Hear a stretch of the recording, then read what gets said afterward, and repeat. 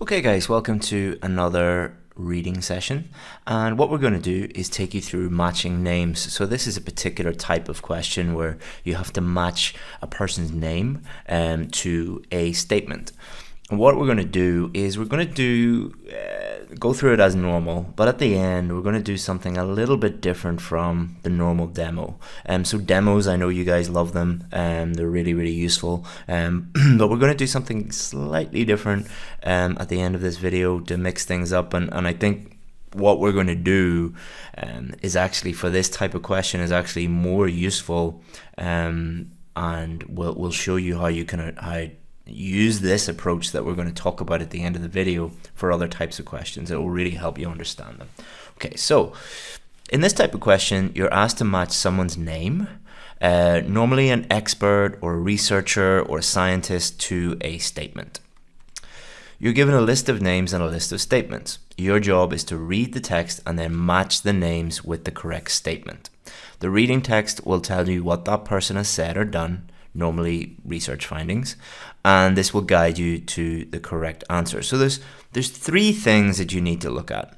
A list of names. So for example, Chris Pell, Michael O'Sullivan, Sean Lopez. All right, so a list of different people's names. Then the second thing is a list of ideas. So these are things that these people might have said, or these things that people might have found in research, or they might believe. And then the third thing is the text. And so what the text does, it allows you to match up the names with the list of statements. So which skills are being tested? Scanning for the names in the text. So you're not going to read the whole text, you're going to scan very quickly for those names.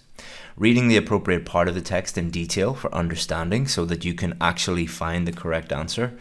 And appreciating the presence of synonyms and paraphrasing, as always. So let's look at some common problems.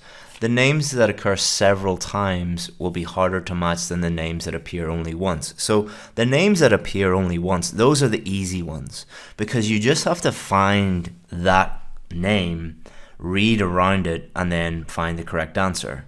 But if the person's name appears in the text 6 times, you have to look kind of in 6 different places. So you can see that it's a little bit difficult if the person's name is all over the place. Reading the whole text and trying to find the names that way. So do not read the whole text, all right? Scan first.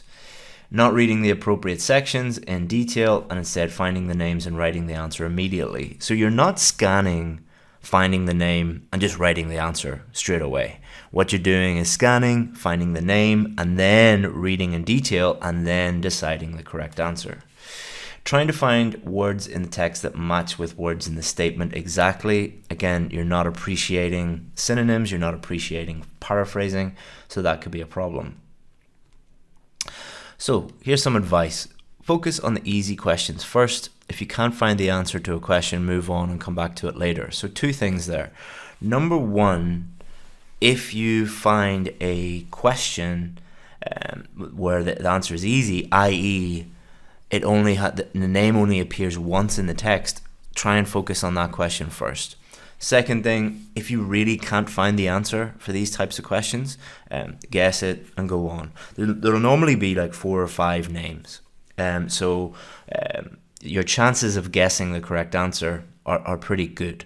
But obviously only do that if one is very difficult and you just can't do it. You will also be able to, through a process of elimination.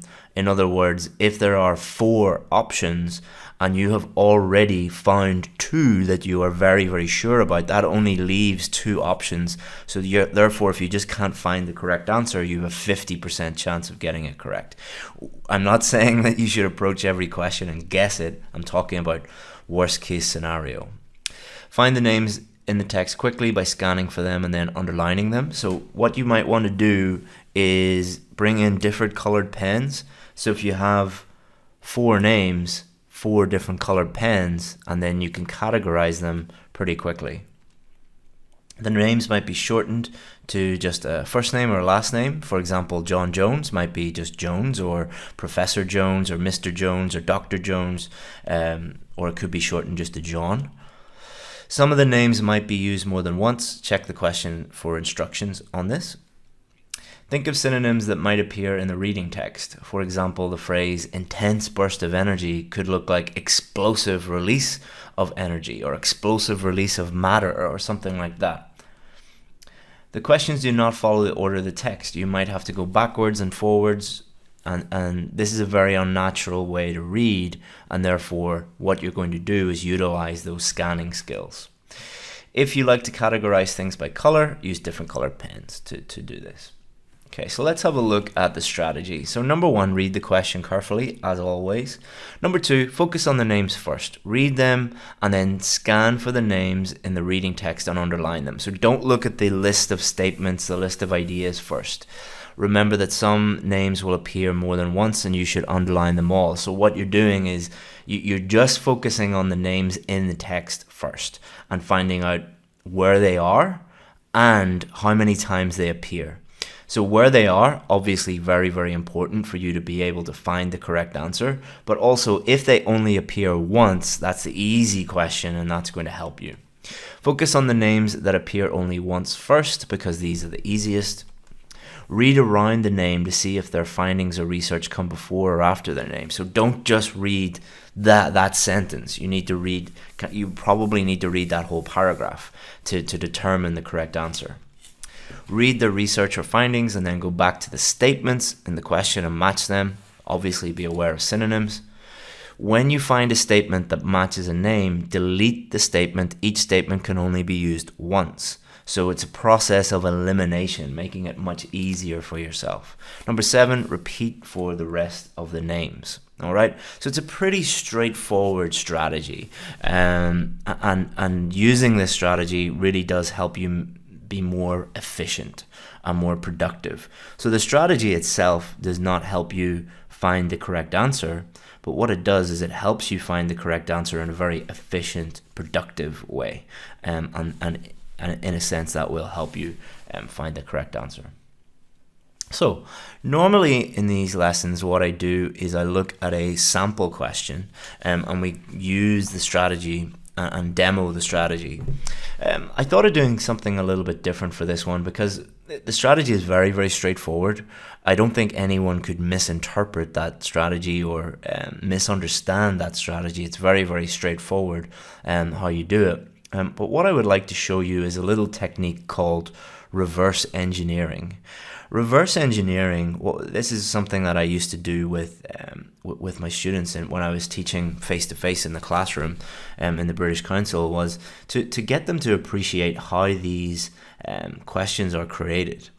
Because Cambridge don't just, email someone one day and say, can you create some questions? And they do it randomly. They really think about the questions and think about the skills they want to test and think about how they want the students to operate when they're doing these questions, so that they're fair and so that they actually test you.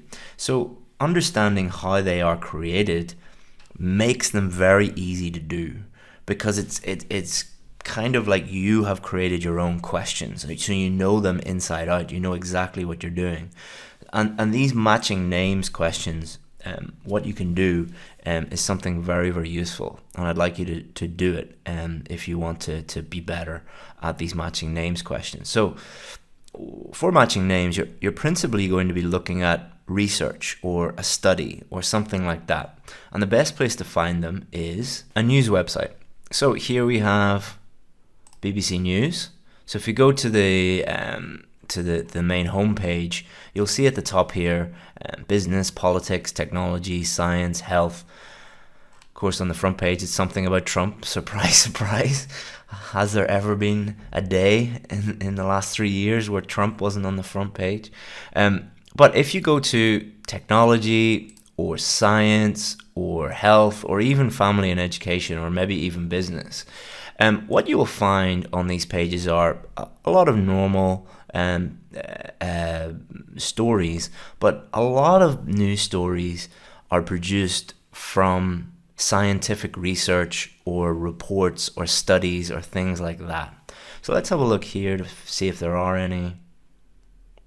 Screens have little effect on sleep. That's probably a scientific study, I would imagine. Let's look at health. Early risers have lower breast cancer risk. All right. So that I assume that would be a scientific health study.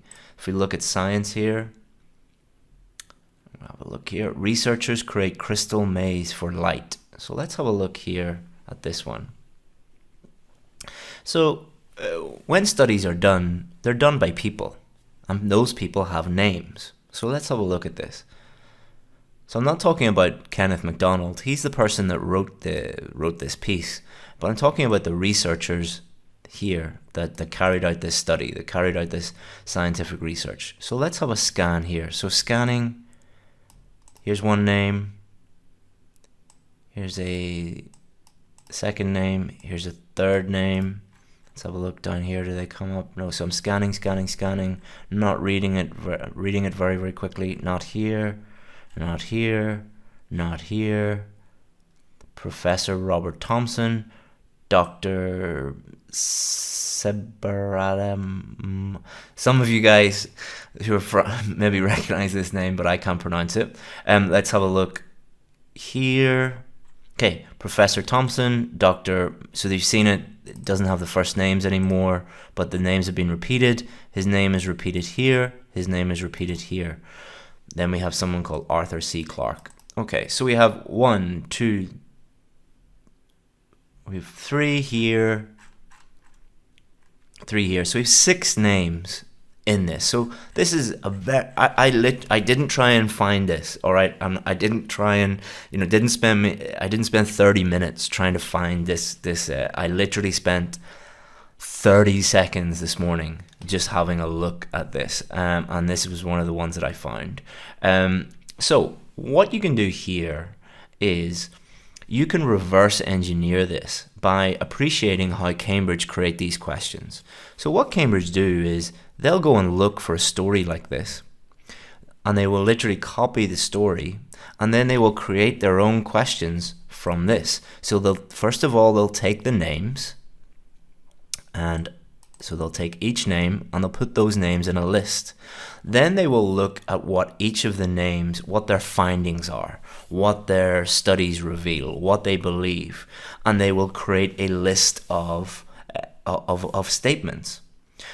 And very, very easily, they have created a IELTS reading question, because what you need to do is you need to connect these names to what they believe, those statements.